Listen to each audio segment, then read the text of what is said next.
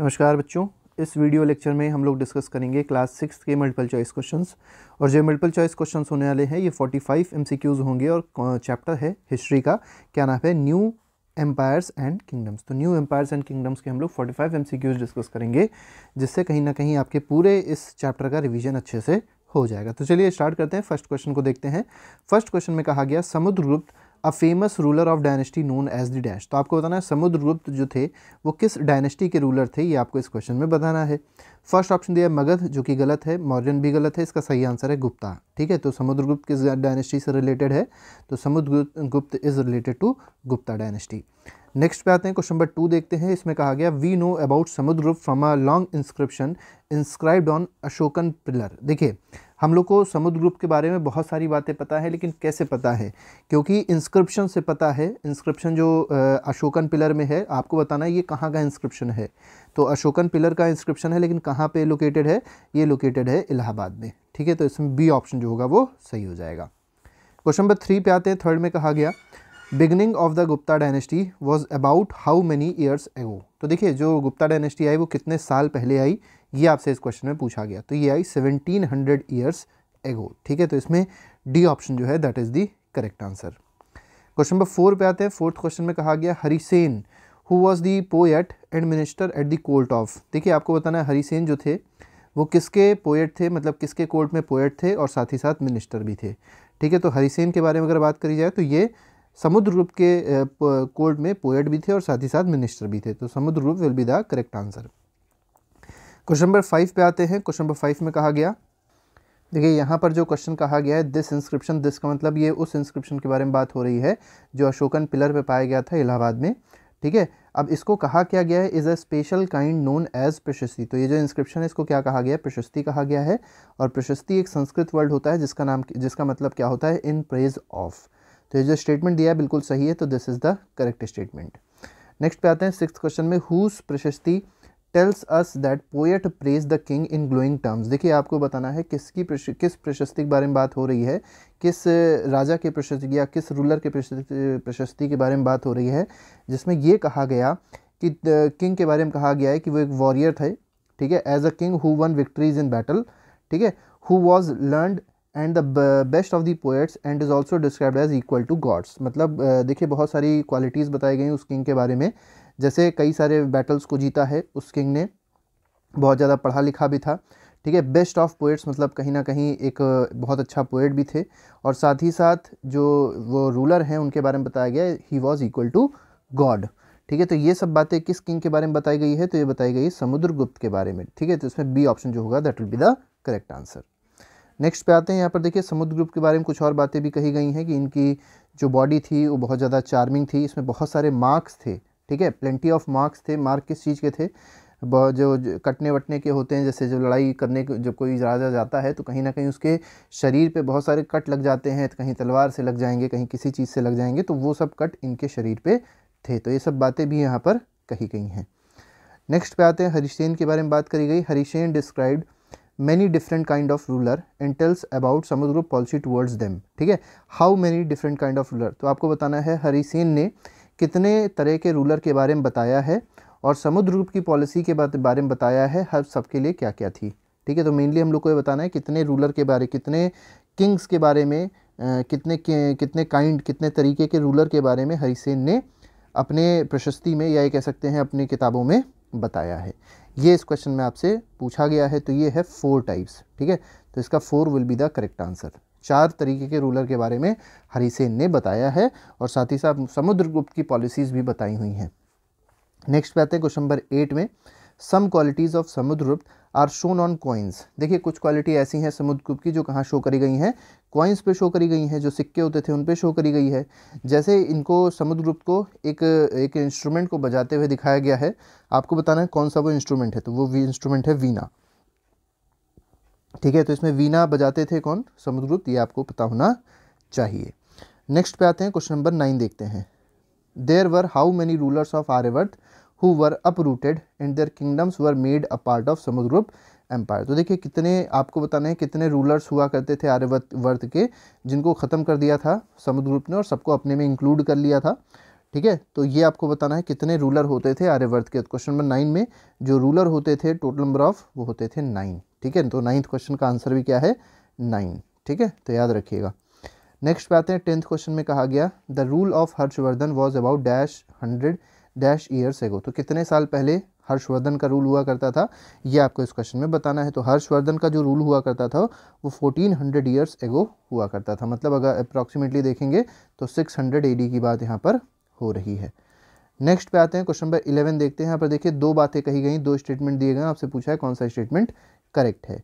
तो पहला स्टेटमेंट दिया गया the rulers of Dakshinapatha here there were 12 rulers some of whose capital are marked with red dots on the map. तो अगर आप एनसीईआरटी देखेंगे तो उनकी जो कैपिटल है दक्षिण पथ के रूलर्स की, उनको रेड डॉट से मार्क किया गया है। देखिए स्टेटमेंट सही है।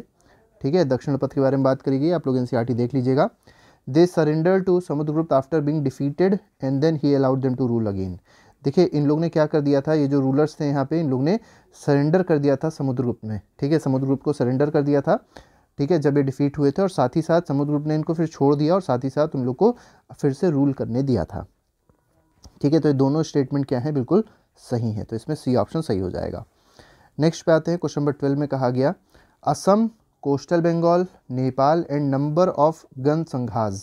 ठीक है, janasanghas are located in dash. आपको बताना है ये कहाँ लोकेटेड है। तो असम की बात करी गई है, कोस्टल बंगाल की बात करी गई है, नेपाल की बात करी गई और साथ ही साथ कुछ जनसंघ की बात भी करी गई है। ये कहाँ पर लोकेटेड है, भारत के नॉर्थ ईस्ट में लोकेटेड है। तो इसमें बी ऑप्शन सही हो जाएगा।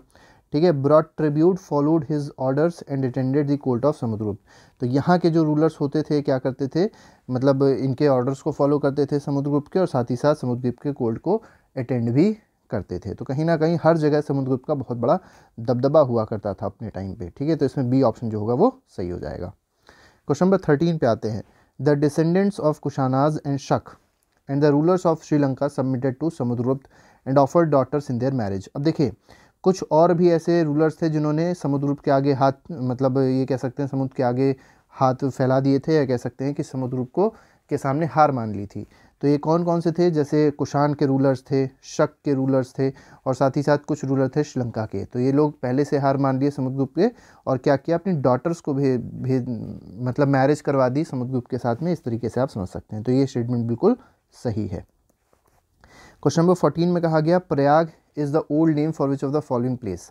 आपको बताना इनमें से कौन सी ऐसी प्लेस है जिसका पुराना नाम प्रयाग है। तो प्रयागराज आज उसको कहते हैं, तो उसका नाम है इलाहाबाद। तो इलाहाबाद को पहले क्या कहा जाता था, प्रयाग कहा जाता था, और आज इलाहाबाद को क्या कहा जाता है, प्रयागराज कहा जाता है। नेक्स्ट पे आते हैं Pataliputra is the old name of. अब पाटलिपुत्रा के बारे में बताना है। पाटलिपुत्रा किसका ओल्ड नेम हुआ करता था, तो राजगृह गलत है, इलाहाबाद गलत है, Patna is the correct answer. तो पटना का पुराना नाम क्या है, पाटलिपुत्रा है। नेक्स्ट पे आते हैं क्वेश्चन नंबर 16 में क्या कहा गया Vikram Samvat era began in dash. देखिए विक्रम संवत जो एरा है वो कब स्टार्ट हुआ, ये आपको बताना है। तो ये स्टार्ट हुआ 58 BC में। और कैसे स्टार्ट हुआ था, तो ये भी आपको पता होना चाहिए। चंद्रगुप्त 2 ने स्टार्ट किया। ठीक है, चंद्रगुप्त ने विक्रम एरा को स्टार्ट किया था, और साथ ही साथ इन्होंने शक को हराया था। ठीक है, शक को हराया था। पहले शक संवत चलता था, बाद में विक्रम संवत चलने लग गया जब शक को हराया गया। ठीक है, और साथ ही साथ जो चंद्रगुप्त 2 थे उन्होंने कौन सा टाइटल ले लिया था, विक्रमादित्य का टाइटल ले लिया था। तो ये कब लिया, 58 BC की बात यहाँ पर करी गई है। विक्रम संवत याद रखिएगा 58 BC में स्टार्ट हुआ था। नेक्स्ट पे आते हैं 17th क्वेश्चन को देखेंगे। Chandragupta 2 had founded Vikram Samvat as a mark of victory over the dash and assume the title of Vikramaditya. तो चंद्रगुप्त की बात करी गई है। इन्होंने विक्रम संवत को मतलब खोजा था, विक्रम संवत को खोजा, ये कह सकते हैं विक्रम कैलेंडर को खोजा। ठीक है, स्टार्ट किया, और साथ ही साथ ये जो विक्रम संवत है ये क्या किस चीज़ की विक्ट्री को मार्क करता है, तो विक्ट्री ओवर शक। तो शक की ओवर विक्ट्री को मार्क करता है, और इन्होंने टाइटल कौन सा अचीव कर लिया था, विक्रमादित्य का टाइटल अपने ऊपर ले लिया था। यहाँ पर कुछ बात करी गई है प्रशस्ति के बारे में। ठीक है, तो प्रशस्ति के बारे में कुछ बात करी गई है, हमने इसको बोल्ड लेटर्स में कर भी दिया, उसको आप लोग थोड़ा सा देख लीजिएगा। ठीक है, यहाँ पर मेनली वो बताया गया है कि जो मदर हैं उनकी वो कुमार देवी हैं। ठीक है, लिच्छवी जन से बिलोंग करती हैं, और साथ ही साथ फादर जो हैं, ठीक है, फादर चंद्रगुप्त जो हैं was the first ruler of Gupta dynasty. ठीक है, हालांकि श्री गुप्ता थे, लेकिन यहाँ पर चंद्रगुप्त के बारे में बताया गया है। ठीक है, अब जो इनके मतलब ये इन्होंने टाइटल अडॉप्ट किया था महाराज अधिराज का। ठीक है, जो समुद्रगुप्त ने भी बाद में यूज़ किया था। और जो ग्रेट ग्रैंडफादर थे या ग्रैंडफादर थे समुद्रगुप्त के, वो महाराजा का टाइटल होल्ड करते थे। तो ये सब चीज़ें प्रशस्ति में लिखी गई हैं। नेक्स्ट पे आते हैं, क्वेश्चन नंबर 18 में देखिए क्या कहा गया, biography of Harshvardhan that is Harshacharita. तो देखिए हर्षवर्धन की बायोग्राफी का क्या नाम है, बायोग्राफी का नाम है हर्षचरित, लेकिन लिखी किसने है, तो लिखी है बाणभट्टा ने। ठीक है, तो बाणभट्ट ने ये चीज़ लिखी है, बायोग्राफी लिखी है किसकी, हर्षवर्धन की, और बायोग्राफी का नाम क्या है, तो हर्षचरित नाम है। नेक्स्ट पे आते हैं, क्वेश्चन नंबर 19 में कहा गया court poet Banabhatta wrote Harshacharita in which language. तो आपको बताना है किस लैंग्वेज में लिखी है बाणाभट्ट ने हर्षचरित को, तो ये लिखी है संस्कृत लैंग्वेज में। ठीक है, नेक्स्ट क्वेश्चन पे आते हैं।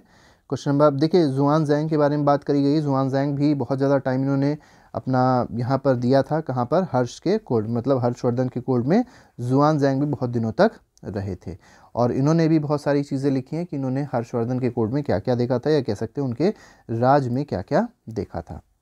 क्वेश्चन नंबर 20 पे आते हैं। 20th क्वेश्चन देखिए क्या कह रहा है, Harsha was not eldest son of his father. देखिए जो हर्षवर्धन है वो सबसे बड़े पुत्र नहीं थे अपने फादर के, but became king of dash after both his father and Elder brother died. लेकिन क्या हुआ कि जब हर्षवर्धन के पिताजी और उनके बड़े भाई की डेथ हो गई, तो जो हर्षवर्धन थे वो किंग बन गए। आपको बताना वो किंग कहाँ के बने थे, वो किंग बने थे थानेसर के। ठीक है, तो सी ऑप्शन आपका इसमें सही हो जाएगा। क्वेश्चन नंबर 21 की बात करी गई है, whose brother in law was the ruler of Kannauj. ठीक है, तो आपको बताना है किसके ब्रदर इन लॉ, मतलब किस इनमें से कौन सा ऐसा रूलर था, ये चंद्रगुप्त 2 है मेनली, कौन सा ऐसे रूलर थे जिसके brother in law, brother in law मतलब होता है एक तरीके से आप कह सकते हैं सिस्टर के हस्बैंड। ठीक है, सिस्टर के हस्बैंड, तो ये हो जाएंगे ब्रदर इन लॉ। तो आपको बताना है किसके ब्रदर इन लॉ जो थे वो क्या थे, उनको किल कर दिया था, किसने मारा था, रूलर ऑफ बंगाल ने मार दिया था। तो ये किसकी बात करी गई, हर्षवर्धन की बात करी गई। याद रखिएगा हर्षवर्धन की जो बहन थी उसके जो पति थे, मतलब हर्षवर्धन के ब्रदर इन लॉ, वो कहाँ के राजा थे, कन्नौज के राजा थे, रूलर थे, और साथ ही साथ जो बंगाल का राजा था उसने क्या किया था, इनको मार दिया था। और क्यों मार दिया था, क्योंकि कहीं ना कहीं प्रेम था दोनों के बीच में, मतलब हर्षवर्धन की बहन को बहुत ज़्यादा चाहता था रूलर ऑफ बंगाल, जो कि ये लोग नहीं चाहते थे, शादी अगेंस्ट में हो गई थी, जिसकी वजह से उसने गुस्से में उसको मार दिया था। ठीक है, तो इसमें सी ऑप्शन जो होगा वो सही हो जाएगा। नेक्स्ट पे आते हैं, क्वेश्चन नंबर 22 में देखते हैं क्या कहा गया, although Harshvardhan was successful in east. देखिए हर्षवर्धन बहुत ज़्यादा सक्सेसफुल रहे ईस्ट में, मगध को कनकर किया, ठीक है, बंगाल को कनकर किया, लेकिन और कोई जगह कनकर नहीं कर पाए। ठीक है, तो ये बात जो कही गई है क्या है, बिल्कुल सही है। ठीक है, तो हर्षवर्धन का रूल कहाँ कहाँ रहा है, ईस्ट में रहा है, मगध में रहा है, और साथ ही साथ बंगाल में रहा है, लेकिन बाकी और जगहों पे ये रूल नहीं कर पाए। ठीक है, तो इसमें ए ऑप्शन सही हो जाएगा। नेक्स्ट पे आते हैं 23 देखते हैं। 23 में क्या कहा गया, हर्ष ट्राइड टू क्रॉस नर्मदा। अब देखिए हर्षवर्धन ने अपने रूल को आगे बढ़ाने की कोशिश करी, नर्मदा क्रॉस करने की कोशिश करी, ठीक है, जिससे वो डेक्कन में भी जाके रूल कर पाएँ, लेकिन उनको क्या किया था, एक रूलर ने जिसका नाम था पुलाक्सीन II, उसने रोक दिया था। ठीक है, अब आपको बताना क्या है कि जो पुलाक्सीन II है ये किस डायनेस्टी से बिलोंग करता है। ठीक है, तो ये चालुक्य डायनेस्टी से बिलोंग करता है पुलाक्सीन II, याद रखिएगा। ठीक है, बहुत ही इंपॉर्टेंट क्वेश्चन है। नेक्स्ट क्वेश्चन पे आते हैं, क्वेश्चन नंबर 24। इसमें क्या कहा गया, the Pallavas and Chalukyas were the most important ruling dynasties in north India during Harsha's period. देखिए हर्षवर्धन के पीरियड में जो पल्लवाज थे और साथ ही साथ चालुक्याज थे, ये मोस्ट इंपॉर्टेंट रूलर थे। ठीक है, डायनेस्टीज़ के, मतलब इनकी मोस्ट सबसे इंपॉर्टेंट डायनेस्टीज़ होती थी इन दोनों किंगडम्स की, लेकिन बोला गया नॉर्थ इंडिया में डायनेस्टी होती थी, गलत है। इनकी डायनेस्टी कहाँ पे थी, साउथ इंडिया में थी। ठीक है, तो इसमें आंसर क्या हो जाएगा, फॉल्स हो जाएगा। ठीक है, तो साउथ इंडिया की जो सबसे इंपॉर्टेंट डायनेस्टीज उस समय हुआ करती थी हर्षवर्धन के टाइम पे, वो कौन कौन सी हुआ करती थी, पल्लवाज और चालुक्याज हुआ करती थी। नेक्स्ट क्वेश्चन पे आते हैं 25 question, the kingdom of Pallavas spread from the region around their capital to Kaveri delta. अब देखिए पल्लव की आपको बताना है, पल्लव की जो कैपिटल हुआ करती थी वो क्या होती थी, तो ये होती थी कांचीपुरम। ठीक है, तो इसमें सी ऑप्शन जो है वो सही है। और जो इनका रीजन होता था, मतलब जहाँ से जहाँ तक ये लोग स्प्रेड थे, वो कांचीपुरम, मतलब कावेरी डेल्टा कह सकते हैं। ठीक है, कांचीपुरम इनकी कैपिटल होती थी, और पूरा कावेरी डेल्टा के अराउंड का जो रीजन था उसमें ये लोग स्प्रेड थे, कौन, पल्लव। नेक्स्ट क्वेश्चन पे आते हैं, 26 क्वेश्चन क्या कह रहा है, while that of Chalukyas was centred around Raichur Doab. देखिए रायचूर दोआब जो है वो किससे रिलेटेड है, चालुक्याज से रिलेटेड है। अब आपको बताना है जो रायचूर दोआब है ये कौन सी नदियों के बीच में है। ठीक है। यहाँ पे चालुक्यास का मेनली राज हुआ करता था, ये कह सकते हैं रूलिंग हुआ करती थी। ये है कृष्णा और तुंगाभद्रा रिवर के बीच में, ठीक है। तो यहाँ पर जो रेन करते थे वो कौन थे, वो चालुक्यास थे। कौन कौन सी रिवर के बीच में, ठीक है। तो कृष्णा और तुंगाभद्रा का जो द्वाब हुआ करता था, जिसको रायचूर द्वाब कहा गया है, उसमें कौन किंगडम, उसमें कौन रेल करता था, मतलब उसमें कौन ये कह सकते हैं रूल करता था, तो ये थे चालुक्यास। नेक्स्ट पे आते हैं 27वें क्वेश्चन में कहा गया which of the following was the capital of Chalukyas. अब आपको बताना है चालुक्यास की कैपिटल कौन सी थी, which was important trading centre and developed as religious centre with number of temples, ठीक है। तो देखिए यहाँ पर पूछा आपसे क्या गया है मेनली कि कैपिटल चालुक्यास की क्या थी, ठीक है। तो चालुक्यास की कैपिटल अगर देखा जाए तो चालुक्य की जो कैपिटल थी वो थी आईहोल, ठीक है। तो आईहोल कैपिटल थी चालुक्य की। और ये याद रखिएगा कि ये जो कैपिटल थी ये एक बहुत ही इंपॉर्टेंट ट्रेडिंग सेंटर था, ठीक है, एक बहुत ही इंपॉर्टेंट रिलीजियस सेंटर था, ठीक है। और यहाँ पर बहुत सारे टेम्पल्स भी हुआ करते थे, ठीक है। नेक्स्ट पे आते हैं 28वां क्वेश्चन कह रहा है the Pallavas and Chalukyas frequently raided one's other land especially by attacking their capital cities which were prosperous town। देखिए पल्लवास और चालुक्यास में भी आपस में लड़ाई रहती थी हमेशा, और होता क्या था, ये दोनों हमेशा एक दूसरे को अटैक करते रहते थे, और मेनली जो इनकी कैपिटल सिटीज़ होती थी उनको ये लोग अटैक करते थे। तो इसमें ए ऑप्शन जो होगा वो सही हो जाएगा, ये बिल्कुल सही स्टेटमेंट दिया गया है। 29वें क्वेश्चन में कहा गया best known ruler of Chalukya. तो देखिए चालुक्य डायनेस्टी का जो बेस्ट रूलर था वो कौन था, तो वो था पुलाक्सीन II, और इसी ने हर्षवर्धन को क्या किया था, रोक दिया था, ठीक है। नेक्स्ट पे आते हैं, next question is question number 30। Who was the court poet of Pulakeshin II। तो पुलाक्सीन II का जो कोल्ट पोएट था वो कौन था, वो था रवि कीर्ति, ठीक है। तो Ravikirti was the court poet of Pulakeshin II। Next question पे आएंगे, क्वेश्चन नंबर 31 देखिए क्या कह रहा है। 31 में कहा गया अकॉर्डिंग टू रवि कीर्ति। अब देखिए रवि कीर्ति के हिसाब से आपसे पूछा गया क्या बात सही है, ठीक है, कौन सी बात कही गई है। हु लेड एक्सपेडिशन, ठीक है, along both west and east coast beside he check the advance of Harsha. देखिए रवि कीर्ति के हिसाब से आपको बताना है कौन सा ऐसा रूलर था जो वेस्ट की तरफ, ईस्ट की तरफ, दोनों की तरफ आप ये कह सकते हैं रूल करने की कोशिश करी, ठीक है, अपनी रूलिंग करने की कोशिश करी, और साथ ही साथ एडवांस ऑफ हर्षा को चेक किया कि हर्षा जो हर्षवर्धन है वो कहीं ना कहीं आगे ना बढ़े, ठीक है। तो ये सब चीज़ें कौन चेक करता था, तो ये था पुलाक्सीन II।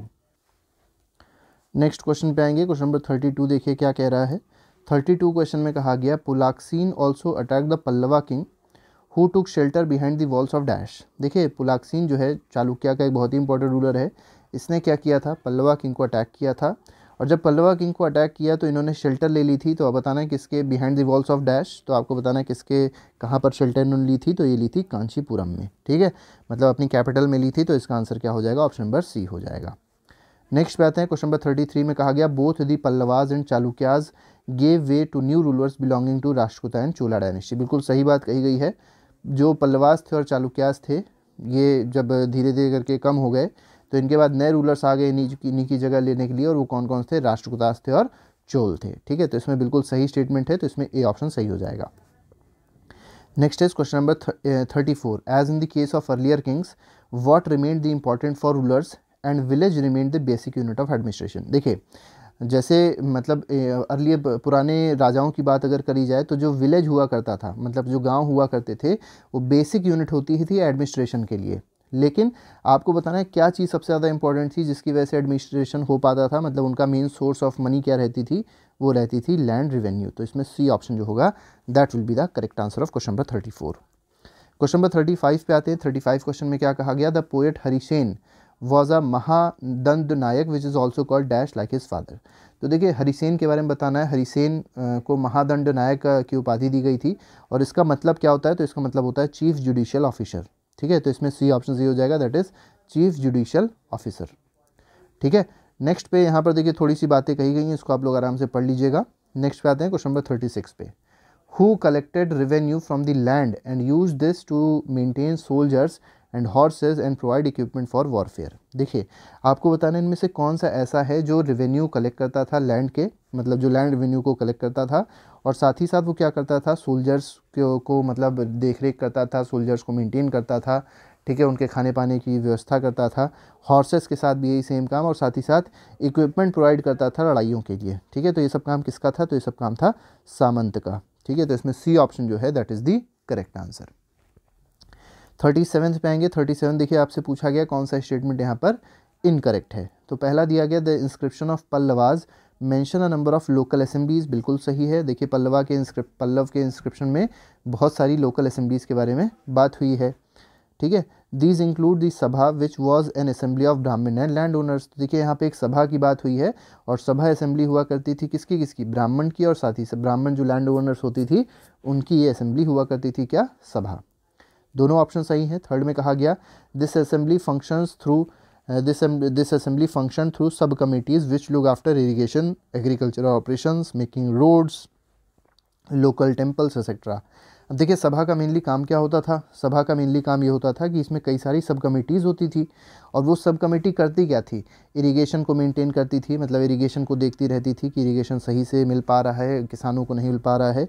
एग्रीकल्चरल ऑपरेशंस देखती थी, रोड्स की मरम्मत के बारे में देख रेख करती थी, ठीक है। टेम्पल्स को मेंटेन करने का काम भी इन्हीं असेंबलीज़ का होता था। तो तीनों के तीनों जो स्टेटमेंट दिए हैं they all are totally correct. तो इसमें कोई भी स्टेटमेंट इनकरेक्ट नहीं होगा, डी ऑप्शन इसमें सही हो जाएगा, that is none of the above.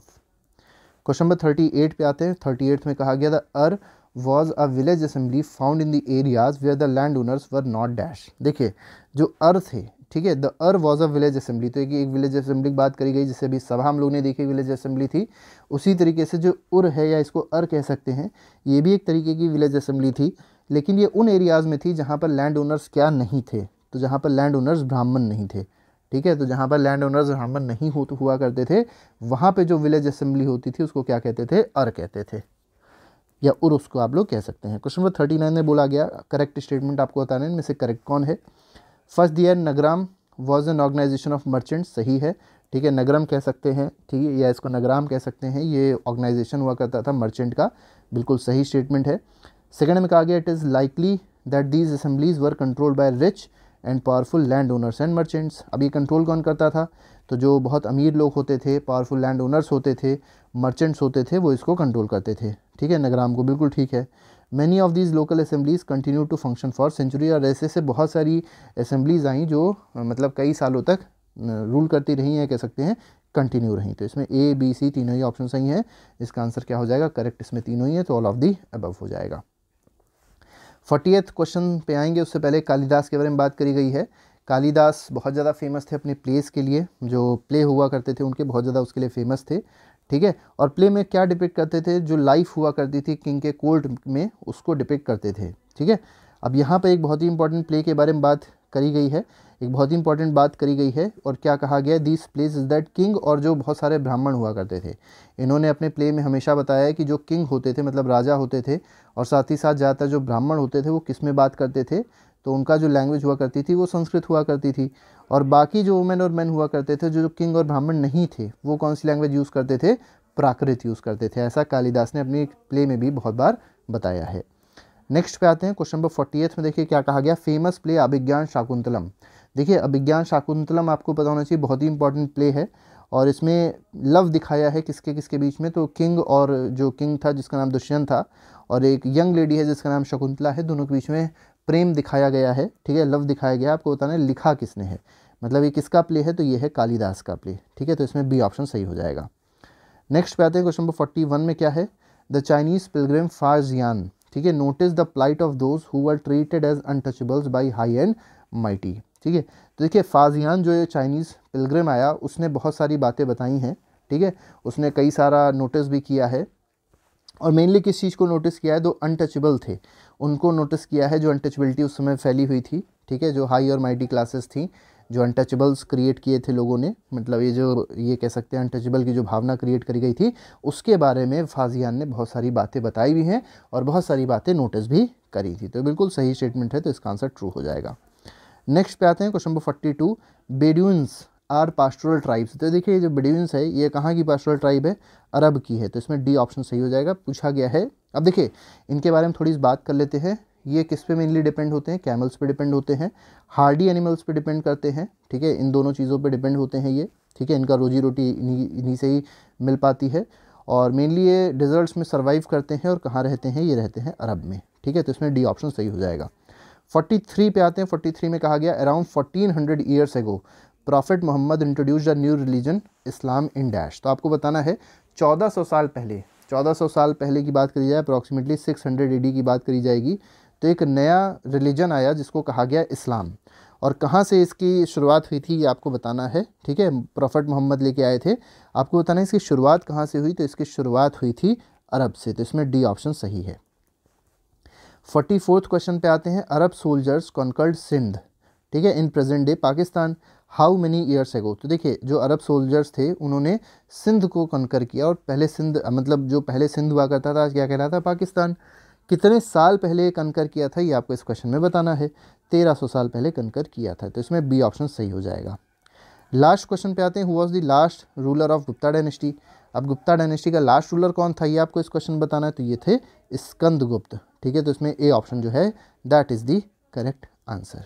तो ये भी हम लोग ने क्वेश्चन डिस्कस किए जो बहुत ज़्यादा इंपॉर्टेंट थे आपके न्यू एम्पायर्स एंड किंगडम से रिलेटेड। तो आई होप ये जो क्लास 6 का टॉपिक था ये आपको समझ में आ गया होगा। बहुत ही इंपॉर्टेंट क्वेश्चन हम लोग ने लिए थे आपके क्विक रिवीजन के लिए। तो बाकी के जितने भी चैप्टर्स हैं SST के, साइंस के, मैथ्स के, उनको प्लेलिस्ट में लगा दिया गया है। प्लेलिस्ट आपको डिस्क्रिप्शन में मिल जाएगी, आप लोग उसको फॉलो कर लीजिए और चैनल को भी ज़रूर फॉलो करते रहिए। तो आज के लिए फ़िलहाल इतना ही। Thank you very much, good bye, जय हिंद।